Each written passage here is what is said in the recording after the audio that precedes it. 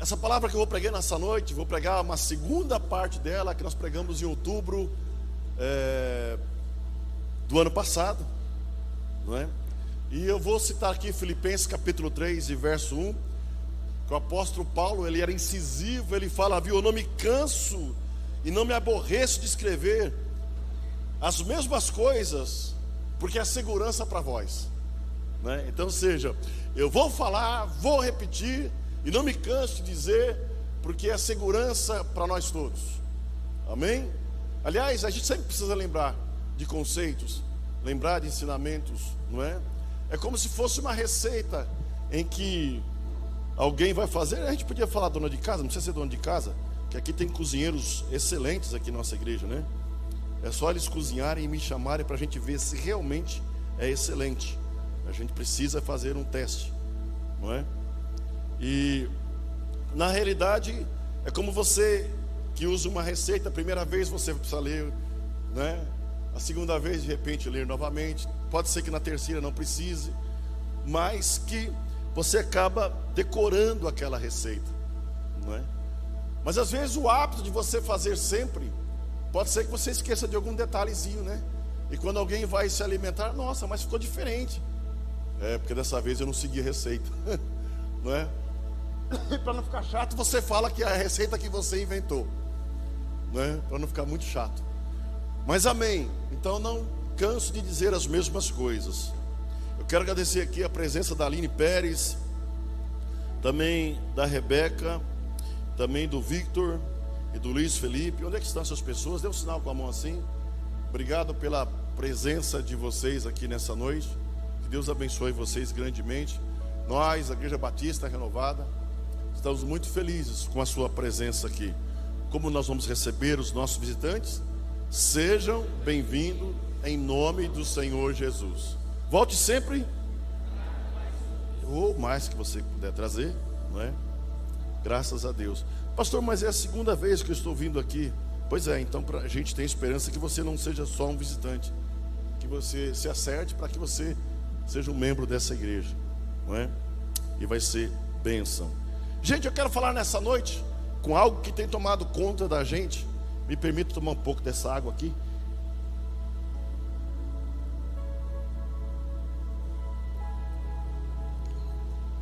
E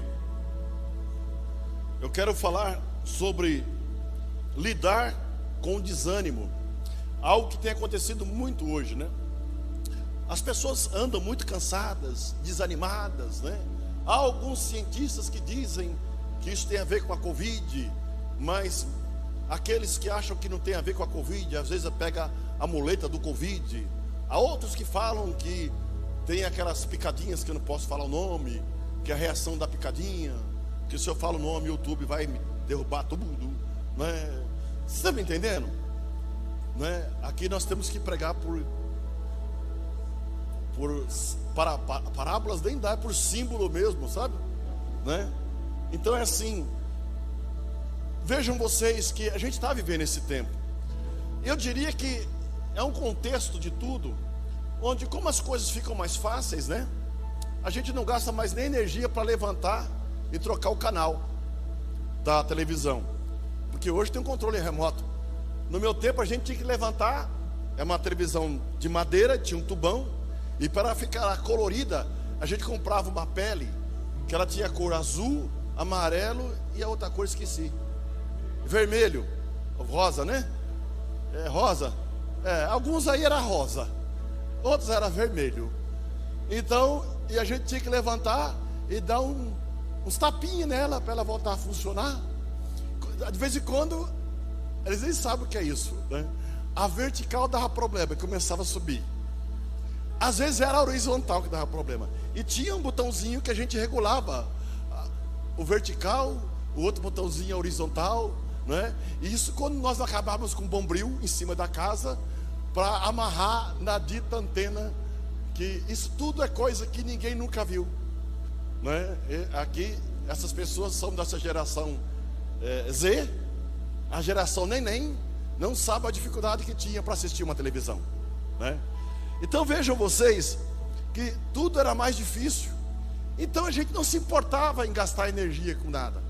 Mas quanto mais a gente se economiza, parece que mais o nosso corpo quer se economizar. E isso traz uma desaceleração e traz também, na realidade, para a gente, traz aí um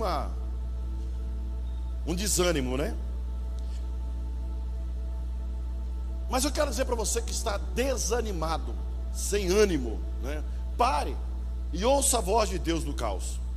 Busque tempos de oração, meditação, para decidir ou discernir, né?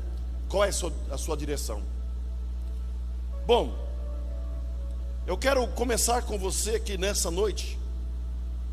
Quando você estiver em meio à tempestade, lembre-se que Deus não apenas sabe onde você está, mas também tem um plano para você atravessar em segurança. O nosso desânimo é tanto que a gente quer que Deus não nos guie, mas é que Ele pega a gente no colo, não é? Quantas pessoas têm corrido para lá e para cá, porque eles querem que Deus fale para ele para onde eles devem ir, o que eles devem fazer, não é?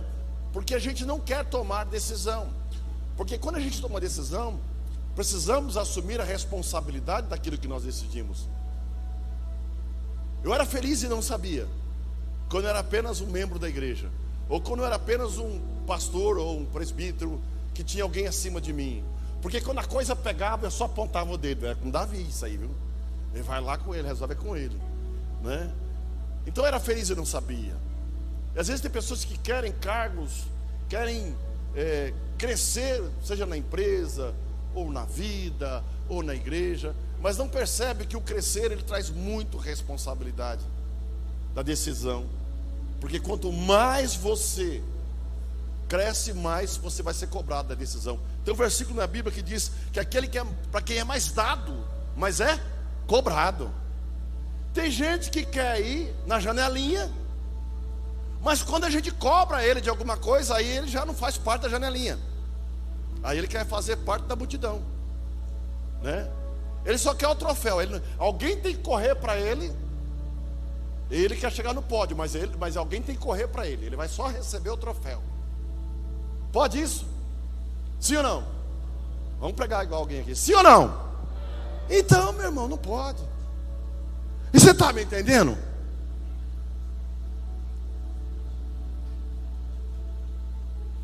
Você já teve o privilégio de encorajar alguém quando esse alguém está desanimado? Sim ou não? É gostoso, né? Você dá uma palavra de conforto para a pessoa, né?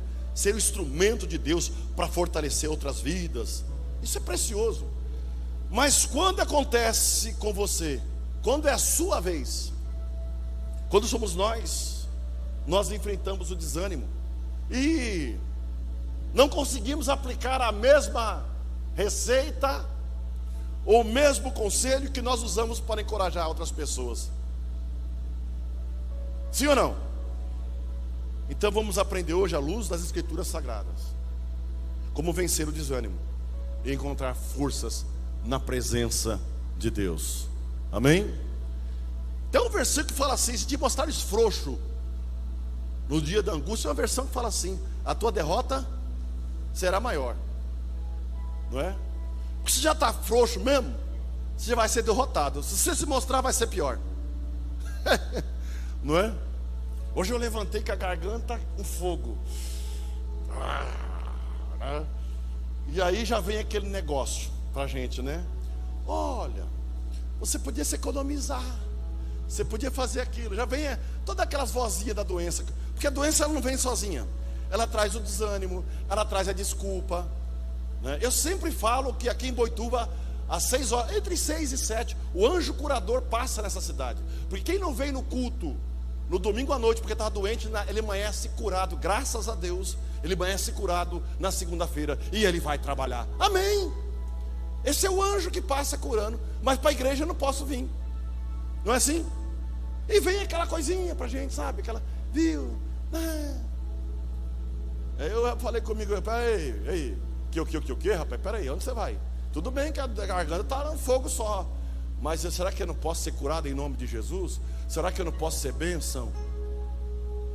Bíblia não diz que aquele que leva a preciosa semente andando chorando voltará com os molhos, ou seja, com a colheita, se alegrando, não é?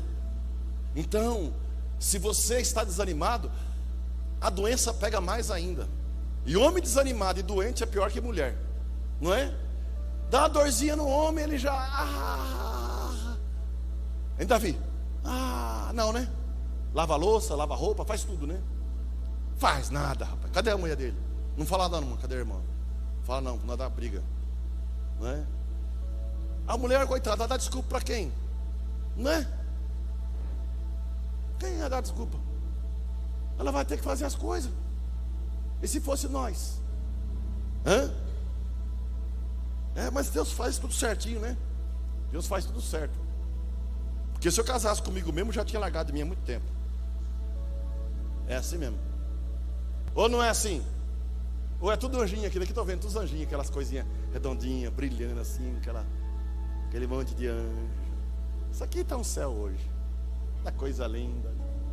Que benção. Você não posso dizer, posso ouvir um amém? Eu falei que vocês são coisa linda, gente. E vocês são geração santa, escolhida, eleita. Vocês são obra-prima de Deus. Deus ama tanto vocês, que Ele fez um sacrifício maravilhoso, muito grande, por cada um de vocês. Então o desânimo, na realidade, ele é uma realidade. Você já fortaleceu tantas pessoas que estavam fracas, suas palavras foram de firmezas, não tropeçava, mas às vezes a gente fica vacilante, né? Eu vou falar uma coisa para vocês: se tem um ser emocional que experimenta num dia só várias emoções de depressão, de alegria, de tristeza, é pastor. Misericórdia. A gente passeia em emoções assim, de 0 a 80, de 80 a 0, a 100, é muito doido o negócio, não é? Eu vi um vídeo de um pastor tomando sorvete e alguém fez a voz do pastor, não é? Ele terno em gravata. Quem já viu esse vídeo? Ele terno em gravata e sai assim: oh Jesus, tomando sorvete, a irmã tal tá não sei o que, pastor Jesus, seu irmão tal tá internado, Jesus precisa fazer tal coisa, e tomando sorvete, a mente dele só é verdade isso aí, né? Mas irmãos, olha que coisa interessante. Às vezes nós precisamos ter amigos que nos mostram quem foi Deus, quem é Deus e quem será Deus na nossa vida no momento de desânimo.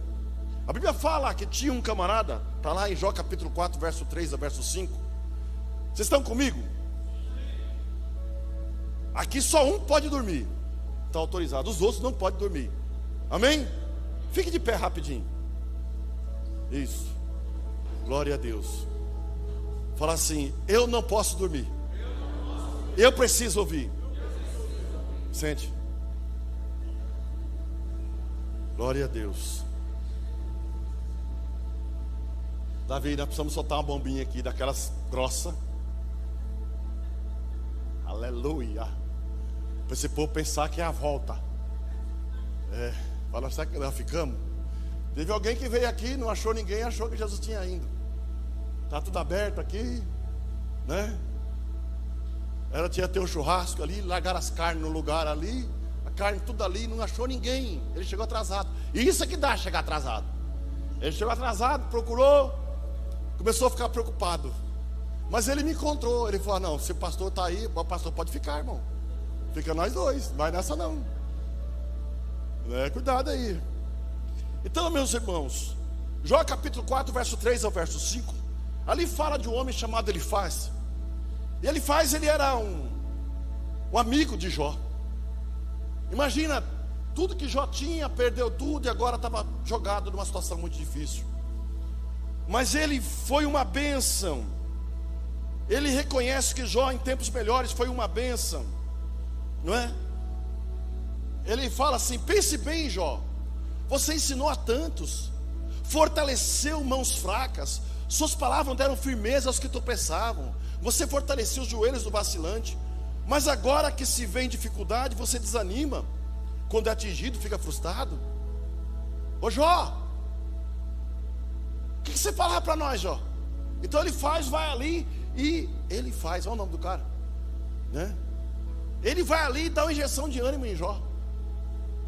E é muito ruim quando a gente encontra alguém, que a gente conta um problema, e a pessoa, em vez de dar uma palavra para a gente, de conforto, a pessoa vai e conta o problema dele também. Rapaz, eu estou com uma dor de dente. E eu? Semana passada parecia que a boca ia sair. Não é assim? A gente tem essa coisa de vitimizar, de ser vítima.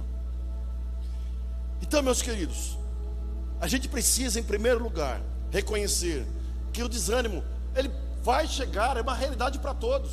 Não tem o que fazer, vai acontecer. Pessoas de fé podem desanimar. Elias, que foi um grande guerreiro, um profeta tremendo na mão de Deus, mesmo sendo um profeta poderoso, ele desanima e foge de uma ameaça de uma rainha que queria pegar ele lá e prender ele e matar ele. Está lá em 1 Reis, capítulo 19, do verso 3 ao verso 4. Líderes espirituais enfrentam crises. Jó, Paulo passaram por provas intensas. Depois eu vou falar um pouco mais sobre isso. Qualquer cristão está sujeito a momentos de fraqueza. O desânimo não é sinal de fracasso espiritual, mas uma oportunidade de você experimentar o refúgio e a fortaleza em Deus. Salmos 46, verso 1. Deus é o nosso refúgio e fortaleza, socorro bem presente na angústia. Refúgio é diferente de fortaleza. Refúgio é um lugar que você pode ficar abrigado por um tempo. É um abrigo. A gente aprende isso muito no meio militar. Quando você está em um tiroteio, por exemplo, você pode se refugiar improvisando alguma situação. A fortaleza, ela é construída. A fortaleza, ela é feita para realmente defender. Aqui no Brasil nós temos vários fortes que foi usado muito há muito tempo atrás para defender o Brasil, da entrada dos espanhóis e não sei o que. Vocês conhecem a história do Brasil. Forte Copacabana, forte não sei do que. Aqui a Bíblia fala que Deus é o nosso refúgio. Então, ou seja, se não dá tempo de você chegar no forte, fica tranquilo. Se não está no forte, se você está a caminho do forte, fica sossegado, porque Ele é o teu refúgio.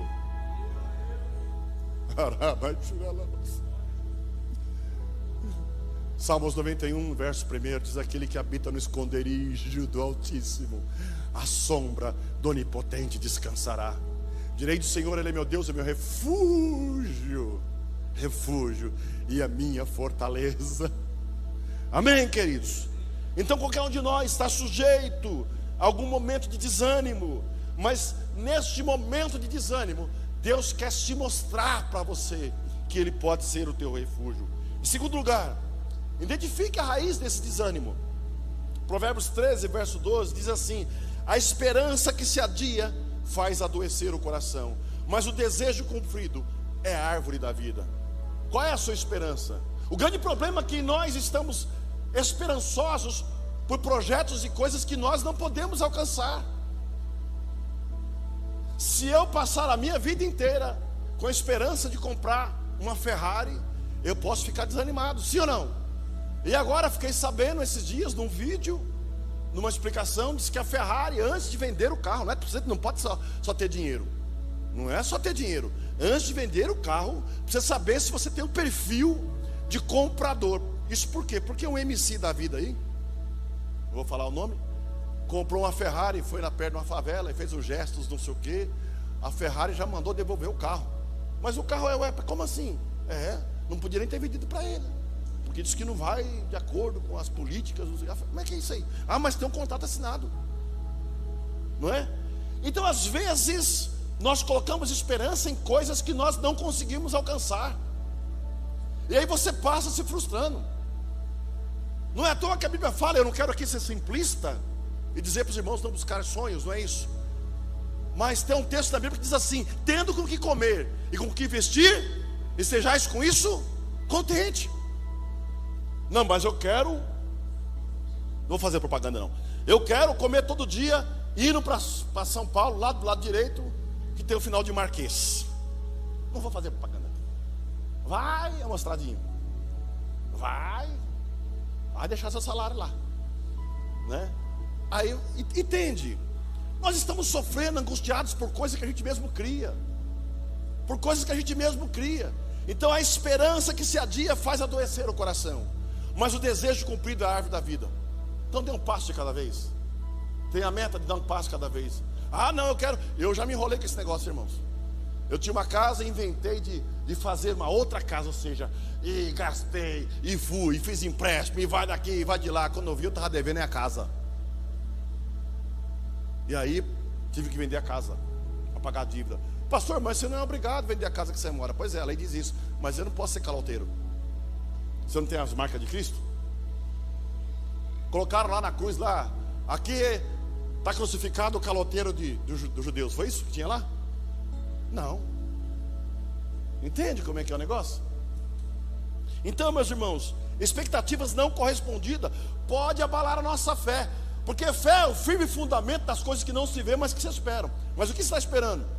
Tem gente que vive no mundo de Bob, não é? E tem umas fé meio estranhas, rapaz.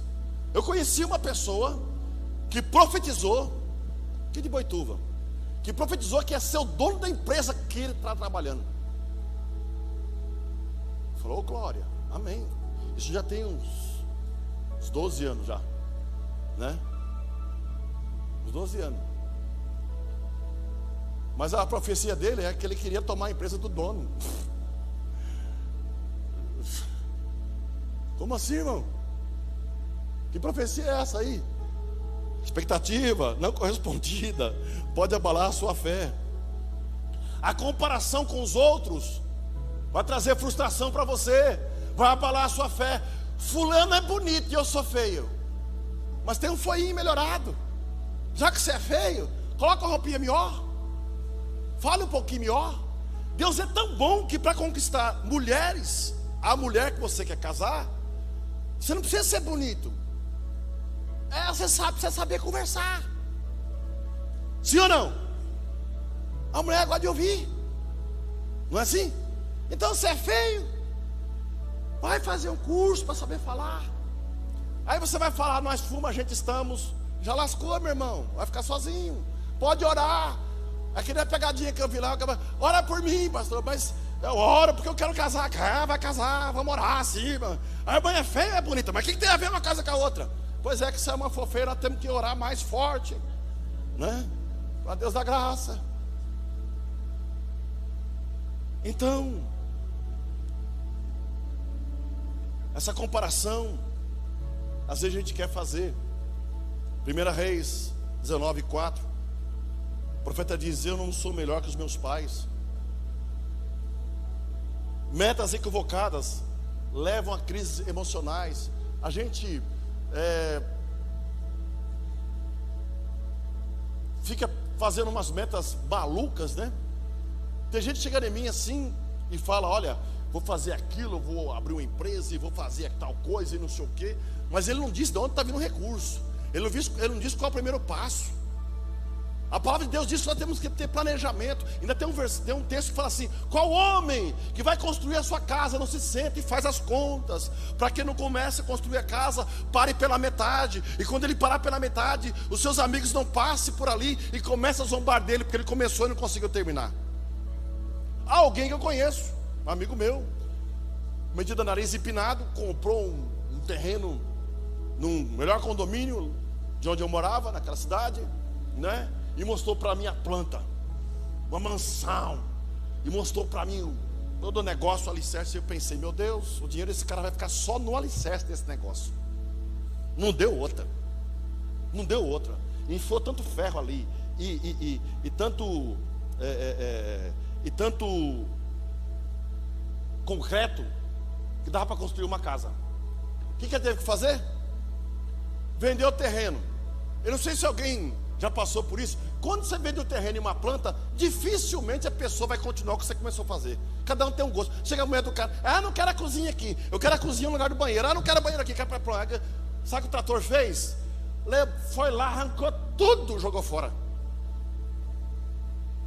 Não é assim?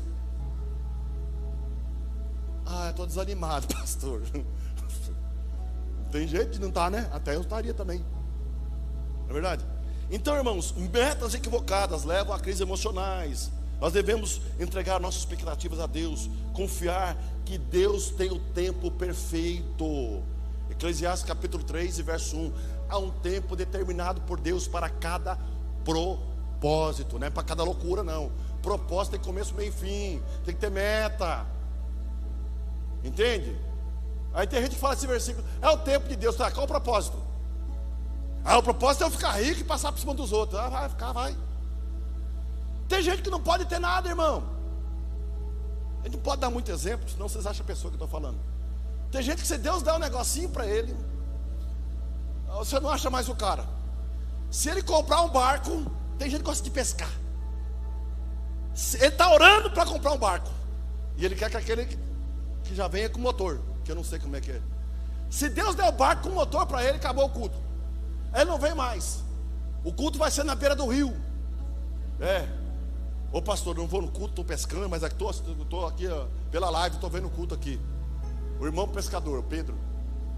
Aí Jesus precisa falar para ele, larga isso aí tudo, vem e segue-me, né? Vou te fazer pescador de homem. Tem gente que é assim, ele não entende que é buscar primeiro o reino de Deus, a sua justiça, demais coisas vos serão acrescentadas. Eu não estou dizendo para você não passear, eu não estou dizendo, não é isso, para. Passear você tem condição também, porque tem passeio que para uns é de um jeito, para outro é de, né? Tem gente que fala que acha que é uma loucura você acampar, ficar de barraca. Ô louco, mas loucura é o que é que nós pode? É que nós pode, não é? E aí nós está feliz, porque nós pode daquilo. Agora se você pode outra coisa, tudo bem. É assim que funciona, não é? Devemos entregar nossas expectativas a Deus e confiar no tempo perfeito de Deus. Terceiro lugar, evite o isolamento, senão você vai ficar desanimado, não é? 1 Reis capítulo 19, verso 9, diz ali que Elias ele entrou numa caverna e passou a noite. E ele estava desanimado, porque ele olhou para aquilo tudo que já tinha acontecido na vida dele, tudo que Deus fez, e agora ele estava fugindo de uma mulher, fugindo de uma rainha, fugindo de ser morto, e ele perde uma referência espiritual naquele momento, e não percebe que Deus continua sendo Deus na vida dele. E aí veio a palavra do Senhor e falou para ele assim: Ei Elias, o que você está fazendo aí? Quem está desanimado se esconde, sim ou não? Sim ou não? E mulher desanimada, isso é fácil você saber. Eu fiz um curso com o padre Haroldo, lá em Campinas, chamado Amor Exigente. E ficamos um tempo frequentando aqui o núcleo em Tatuí, né? Esse grupo basicamente trabalha com pessoas que são pessoas drogadas, né? Ou pessoas que estão aí saindo do processo de drogas. E também a família dessas pessoas que faz essa questão, usa a droga, ou está internado em alguma clínica. É um suporte que dá, né? Para quem está saindo e para a família daquelas pessoas que estão internadas. E quantas vezes a gente ia naquelas reuniões, chegava uma senhora ali, que o filho estava internado, a mulher, cabelo de qualquer jeito, sem brinco, sem nada, não tem um batom, não tem nada, a mulher chegava assim, né? Porque nessa fase, aí que está a história, por isso que desanima. A mãe traz para si a responsabilidade do filho que está lá, e ela acha que ela errou em algum momento. Então ela é culpada de tudo. E ali o princípio desse programa, não é? Amor exigente, é você amar, mas ser exigente. Ou seja, você não tem culpa daquilo, foi uma escolha. E a gente começava a falar para aquelas mulheres, né, que foi uma escolha, que ela não tem culpa disso, não sei o quê. Você começava a ver que já no segundo dia já vinha com o brinquinhozinho. Já na terceira reunião já aparecia um batom, não é? E já ia começar a se cuidar. Então a pessoa que está sem esperança, está desanimado, normalmente ela quer se isolar. Quem já não viu essa conversa? Eu não quero ver ninguém. Não é assim? Não quer ver ninguém. Hoje eu não quero ver ninguém. Aí que era hora de você ver gente. Eu aprendi uma coisa, irmãos, e eu não sou diferente de vocês. Tem dia que eu não quero ver ninguém, pastor, nem a gente, nem vocês. Mas aí quando eu venho aqui, eu começo a olhar para vocês, aí vejo umas atrapalhadas, umas coisas, eu esqueço que eu estou desanimado. Porque nós, o jeito do ser humano não é certo. Todo mundo tem um pouco de doideira. Ou não? A minha esposa falou no caminho para cá que eu acho que eu sou doido, né? Porque eu só vim repetindo uma palavra de casa até chegar aqui. E qual é o problema? né? Ela acha que eu sou doido. Mas é assim. E às vezes quando a gente está no isolamento, a gente ficando no isolamento, a gente vai desanimar mais ainda. O desânimo de Elias levou ele ao isolamento. Isso também pode acontecer com a gente quando nós tentamos enfrentar os nossos problemas sozinhos. A palavra nos alerta em Provérbios capítulo 18, verso 1. Olha que coisa interessante. Gente, a Bíblia é um manual do ser humano. Se você comprar um carro, tem um manual, né? Porque hoje tem até digital, né? Mais impresso. Você entra lá e vê lá, baixa o PDF, né? Mas quem fez o ser humano escreveu a Bíblia. É o manual do ser humano. Provérbios 18, verso 1 diz assim: quem se isola busca interesses egoístas e se rebela contra toda a sabedoria. Para ser bem educado ou mal educado, é burro mesmo. É isso que está dizendo aí. Você é burro. Porque você está com um problema. Você está se isolando, você está incubando só isso, o teu problema. Então saia, converse com pessoas, sorria, não é? Então, não se esconda em cavernas emocionais. Permita que Deus e pessoas te encorajem. Que Deus use pessoas para te encorajar. Deus não nos criou para ficarmos isolados. Deus não nos criou para vivermos isolados. Nós precisamos de comunhão. O ser humano é relacional, precisamos de comunhão com os irmãos da igreja, com as pessoas, não é? Eu saí um dia na rua com uma pessoa aqui que é de São Paulo. São Paulo ninguém cumprimenta ninguém, né? Normal. Santo André também não.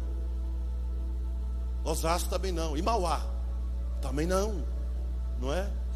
Mas aqui a gente anda, bom dia, boa tarde, não é assim?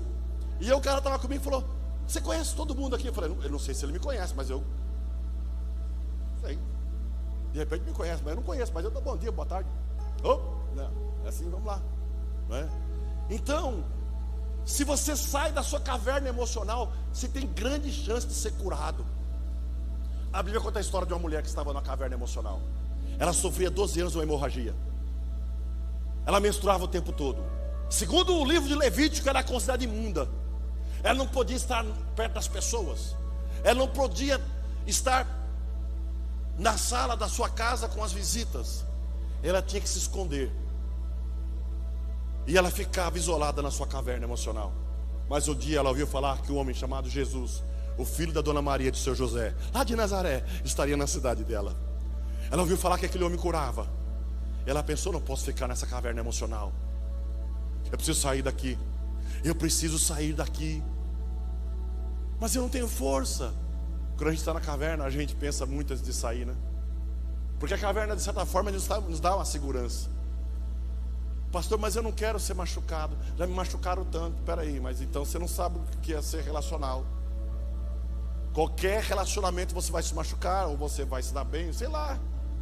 Ninguém é igual a ninguém. A menos que você está namorando com um robô. Você programa ele, então. As pessoas são diferentes. Pensam diferentes. E aquela mulher, segundo a Bíblia, ela começa a olhar as presilhas, as algemas que trazia ela para aquela caverna emocional. Primeira doença, porque ela é anêmica, sem força, fraca. E ela pensa: como eu vou chegar perto dele? Uma multidão. Ela já tinha ouvido falar de Jesus, já tinha especulado como é que era o negócio. Ela sabia da dificuldade. Então não vou conseguir nem falar com ele. Mas se eu encostar nele, eu tenho certeza que se eu relar na roupa dele, eu vou ser curado. Quando você pensa em sair da caverna, Deus já está te esperando lá fora. Porque Ele sabe que você quer sair. Jesus já esperava aquela mulher. Jesus já sabia que ela ia sair da caverna. E quando ela pensa que se tão somente eu relar em Jesus eu vou ser curada, e ela começa a fazer um esforço e sair daquele conforto que a caverna trazia. Ela se expõe, porque se relacionar também nos traz insegurança. E a gente procura estar seguro, até na maneira de sentar. Vocês estão sentados aqui por uma questão de segurança, porque você se sente bem perto dessa pessoa. Se eu mudar rapidamente, pedir para vocês trocarem de lugar, vocês vão se sentir desconfortáveis. A zona de conforto, às vezes, é a nossa caverna. Mas na caverna você não vai crescer, na caverna você não vai produzir, na caverna, aleluia, os projetos de Deus não vão acontecer na sua vida. Mas e se eu me expor? Pois é, tem um risco. Risco de quê? Naquela mulher tinha um problema sério, risco de morrer inclusive, porque se ela fosse reconhecida, saindo da caverna emocional dela, na rua, ela seria apedrejada. Então ela tinha algumas algemas que prendia a essa caverna emocional: a doença pela sua fraqueza, a cultura por causa da morte, que ela podia ser apedrejada. Mas algo estava muito mais forte que tudo isso: a esperança de que ela poderia ser curada. E ela se levanta, se veste de uma forma que ninguém conhecia reconhecê-la, ninguém conseguia reconhecê-la. Ela se levanta, empurra aqui, empurra ali, e ela rela em Jesus. Jesus já estava esperando ela, porque era onisciente. Fala: alguém me tocou. Os discípulos falaram de uma palavra para Jesus, sendo de uma coisa muito óbvia: Senhor, mas empurra, todo mundo te tocou. Não, mas alguém me tocou diferente, porque de mim saiu virtude. Jesus não queria só levar aquela mulher da doença, e Jesus queria livrar ela da caverna emocional, porque não importava se Jesus ia curar ela, porque quem poderia testar que essa mulher estava curada? Porque era uma doença íntima. Jesus segura um homem, um dos principais da sinagoga, o homem religioso, em que a filha dele estava à beira da morte. Jesus segura aquele homem, o tal do Jairo, e Jesus tinha um propósito. Irmão, quando você resolver sair da sua caverna emocional, Deus vai começar a trazer projetos e propósitos que vão mudar a sua vida. Deus sabia que aquela mulher ia sair dali, e Jesus já segura o Jairo, porque o Jairo chega para Jesus: Jesus, olha a minha casa, que a minha filha está quase morta. E Jesus para agora e pergunta quem tocou. O Jairo desanima. Jairo fala: peraí, agora esse cara vai perguntar quem tocou nele. Misericórdia, vamos para minha casa, a minha filha está quase morta, vamos lá. E para Jairo pedir isso para Jesus: olha gente, o contexto é complicado, não era tão fácil assim não. A pessoa só deixa a religiosidade para buscar algo quando realmente pega no filho, porque ele jamais poderia estar reconhecendo que Jesus tinha esse poder. Ele era daqueles caras dos principais, dos religiosos, que cumpriam a lei de Moisés, e Jesus não era visto, e não é bem visto até hoje pelos judeus. Mas era a filha dele que estava ali, e pela filha ele fazia qualquer coisa, né? Até conversar com um cara que não era ninguém no contexto cultural da época, o filho da dona Maria de São José, o carpinteiro, mas que fazia morto ressuscitar ao quarto dia. Quando você resolve sair da sua caverna emocional, os planos de Deus começam quando você começa a se movimentar.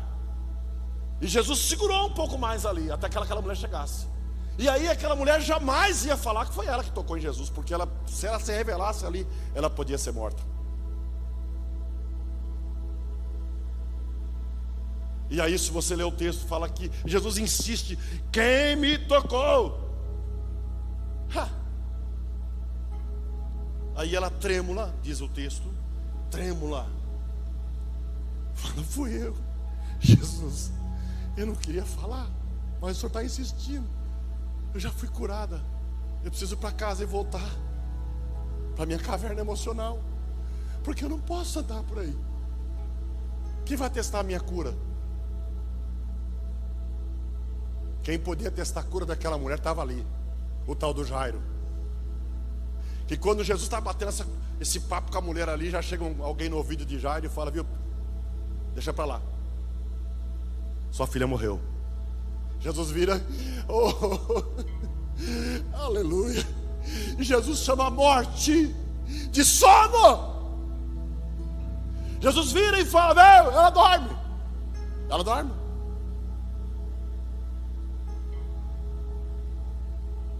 Aí Jesus fala uma coisa para aquela mulher, e aí Jesus tira ela realmente da caverna emocional. Vai em paz. Pode sair andando. Tira essas badulaqueiras que você colocou aí, Pode ir para casa, vai andando, normal. Jesus vai para a casa de Jairo. Está morta a filha. Ele ressuscita a filha de Jairo.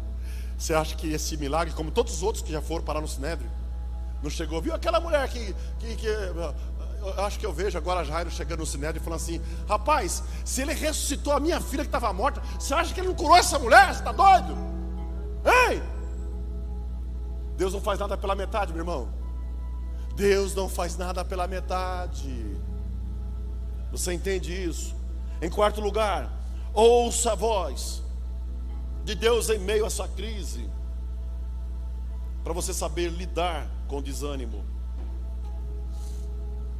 1 Reis 19, 11 a 12, o Senhor disse: saia e fique no monte na presença do Senhor, pois o Senhor vai passar. Então veio um vento fortíssimo, mas o Senhor não estava no vento. Depois veio um vento e houve um terremoto. Depois do terremoto um fogo, e depois do fogo um murmúrio de uma brisa suave.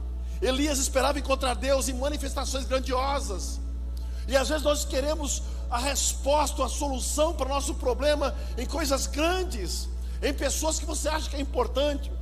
Mas Deus não falou no terremoto, Deus não estava no fogo. Deus falou numa voz suave, numa brisa suave. Muitas vezes as soluções que nós esperamos, rápidas, espetaculares, a gente acha que vai ser assim, mas Deus trabalha no silêncio, na simplicidade da oração e na meditação da palavra. Aleluia. Dá só maior para mim. Há momentos que Deus se cala, eu não ouço a sua voz, a minha alma grita forte e o mal me destrói. Há momentos que Deus se cala. Tenho aprendido assim. Às vezes ando neste vale sem saber para onde ir, sem saber para onde ir. Para frente devo andar, no silêncio eu aprendi que Ele está a me moldar. Faz de mim um vaso novo, pois quebrado eu já fui. Quando estou me recompondo, ouço a voz de Jesus. Dó maior. Quando Deus se cala, tenha fé, ó meu irmão. Ele tarda, mas não falha. Ele vem com a solução. Pare e ouça a voz de Deus em meio ao caos. Busque um tempo com Ele, porque Ele é o Senhor da sua vida. Às vezes você acha que Deus não está falando com você, mas Deus, no momento que você decide se mover da sua caverna emocional, Deus já está trabalhando lá na frente. Deus segurou Jairo para dar liberdade para aquela mulher. Jesus não só queria curar aquela mulher, mas queria deixar aquela mulher livre. Aleluia. Em quinto lugar, escolha o bom ânimo. É uma decisão consciente escolher o bom ânimo. Mas como assim? Pois é, se ânimo é estado de espírito, eu decido como eu vou me mostrar. Tem um versículo que diz na Bíblia que quando você jejuar, quando jejuardes, coloca um sorriso em seu rosto e saia, para ninguém saber que você está com fome. Não é assim? João 16:33, Jesus fala uma coisa interessante. Ele fala assim: eu tenho dito isso para vocês, para que em mim, disse Jesus, tenhais paz. olha, você tem que ter paz em mim, porque no mundo você vai ter aflição, mas tem bom ânimo, porque você em mim vai ter paz. Vai ter aflição, vai, mas vai ter paz. Vai ter a paz, vai, mas ter aflição, vai. Então não importa, quem tem Jesus tem aflição, mas tem paz, porque ele sabe que a aflição é um estado momentâneo, porque se fé é ver o invisível e crer no impossível, é esperar aquilo que está longe, mas que vai acontecer, a paz está nele. Entende isso? Aleluia. Jesus foi muito claro quando disse que nós iríamos ter aflição, e que a aflição ia fazer parte da nossa jornada cristã. Contudo, ele chama para a gente ter bom ânimo, pois a vitória já foi conquistada por Jesus. Aqui nós aprendemos uma lição poderosa nisso tudo. Imagina se eu viesse pregar aqui, e vocês que querem pregar a palavra de Deus, seja um instrumento de paz, seja um instrumento de bênção. Você pegar o microfone, não venha dar testemunho aqui não. Eu já preguei precisando ser ministrado, eu já preguei precisando ser aconselhado, mas quando eu desço desse púlpito, a mesma palavra que vai para vocês, que a palavra é espada de dois gumes, que vai na divisão da alma e do espírito, ela fala comigo também. É muito antagônico isso. É que você não vive comigo, você não está perto de mim. Pensa num cara que reclama. Mas eu encontro paz na palavra que conforta, na palavra que é fundamento, na palavra de Deus. Eu aprendo aqui uma lição poderosíssima com o apóstolo Paulo. Eu sou fã desse camarada. Paulo não acreditava em acaso, ele não acreditava em sorte, não acreditava em azar, não acreditava em misticismo, não acreditava em determinismo cego. A pessoa, não, porque vai acontecer, porque olha, eu vou dizer e vai acontecer. Tem coisas que não é assim.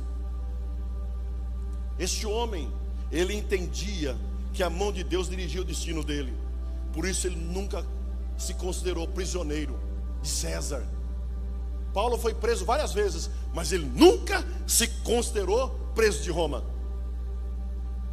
Ele falava que ele é prisioneiro de Cristo. E ele falava uma coisa doida: embaixador de cadeias. Olha, se você é embaixador, você é representante de um país em outro país, você fica na embaixada. Ele fala que ele era embaixador em cadeia, ou seja, eu represento Cristo em cadeias. Quer mais animado que isso? Hã?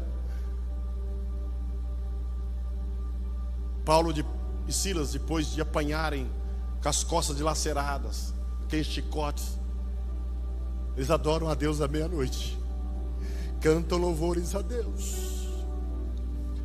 E vem o terremoto e começa a mexer os alicerces daquele cárcere. As portas se abrem e Deus faz algo extraordinário naquele lugar. Olha o que esse Paulo enfrentou em sua jornada de sofrimento e fé. Ele foi perseguido em Damasco, rejeitado em Jerusalém, esquecido em Tarso, apedrejado em Listra, açoitado em praça pública em Filipos. Ele foi escorraçado da Tessalônia, ele foi enxotado de Bereia, o nome da cidade, chamado de tagarela em Atenas, foi chamado de impostor em Corinto. Ele enfrentou feras em Éfeso, foi preso em Jerusalém, preso e acusado em Cesareia, enfrentou um naufrágio a caminho de Roma, foi picado por uma cobra em Malta, chegou a Roma preso e algemado. Mas diante de todas essas dificuldades, sabe o que ele declarou? Eita, você não aguentava uma dessa aí, já não estava nem na igreja mais. Tem gente que assim, o negócio aperta, pastor, eu vou dar um tempo. Eu não entendi. Eu vou dar um tempo, pastor, eu estou meio... Rapaz, agora é o contrário. Agora você tem que sair da caverna. Não, mas pastor, eu vou dar um tempo, eu não estou muito bom. Como assim? Pastor, eu não estou passando bem, não vou pegar. Vem para cá, irmão. Você vai para o hospital? Não, vem para cá. Aqui você vai ser curado em nome de Jesus. Ué, esse amém ficou muito fraco. Amém? A mulher sai da casa dela e vai tocar no camarada para ser curado. Jesus está aqui nessa noite? Através do Espírito Santo, sim ou não? Então como é que você vai ficar em casa? Pastor, eu estou mal. Você está no hospital? Não. Eu estou com febre. Vem com a febre. Venha. É porque não é você, porque sou eu mesmo. E eu venho com febre, sem febre, com perna, sem perna, com a muleta, sem muleta. Se sobrar um pedacinho meu, ele vai dizer glória a Jesus. Eu admiro isso, camarada. Depois que ele passa por tudo isso, ele escreve aos Filipenses, lá em Filipe, ele escreve lá, Filipenses capítulo 1, verso 12. Quero que vocês saibam, meus irmãos, que essas coisas que aconteceram comigo contribuíram para o progresso do Evangelho. Progresso do Evangelho. Aí tem um texto que ele fala assim: que eu estou certo que as aflições desse tempo não há que ser comparado com a glória que há de vir. Paulo tinha uma dimensão do que era a glória de Deus, de um foco tão tremendo, que eu não consigo chegar a 1% da maneira que ele enxergava. Paulo entendia em que meu sofrimento, Deus estava no controle de tudo. Assim ele podia se manter bom ânimo, mesmo em cadeias. Ânimo, estado de espírito. Andar assim, ó. Pastor, mas eu estou chorando por dentro, daí. Você está rindo pela fé. Você está rindo de quê? Eu não sei, eu estou lascado, mas eu estou rindo aqui porque Deus ainda está com providência. É meio doido mesmo. O Evangelho é assim, irmão. O Evangelho é isso aí mesmo. Agora você vai andar, chega lá na sua empresa. Aliás, eu conheci uma pessoa que falou assim: olha, se na sua igreja prega o Jesus daquele cara, eu não quero. Pensa no cara lascado até o talo. Esse Evangelho é boas novas, não é? Boas novas quer dizer o quê? Boas notícias. Você não pode ser o da Atena, irmão. Você já chega na empresa lá, dando um relatório lá do Satanás. Você viu que mataram 2 ontem, aqui em Boituva, e tem um amarrado para acabar matar amanhã.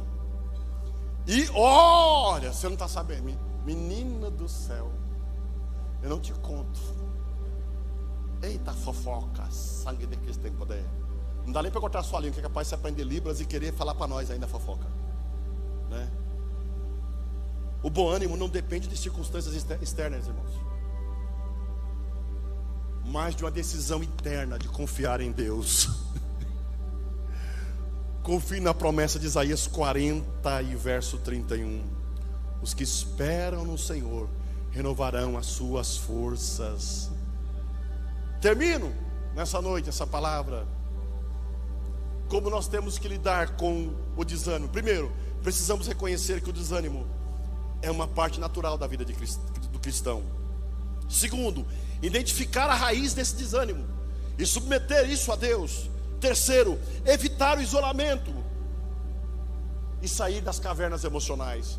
Quarto, ouvir a voz suave de Deus na oração e na palavra. 5, escolher conscientemente o bom ânimo, ter o bom ânimo, confiar em Jesus. Se você está desanimado hoje, ouça a voz do Senhor dizendo: saia dessa caverna, porque o amor de Deus, a graça do Senhor Jesus e o seu poder estão prontos para renovar você.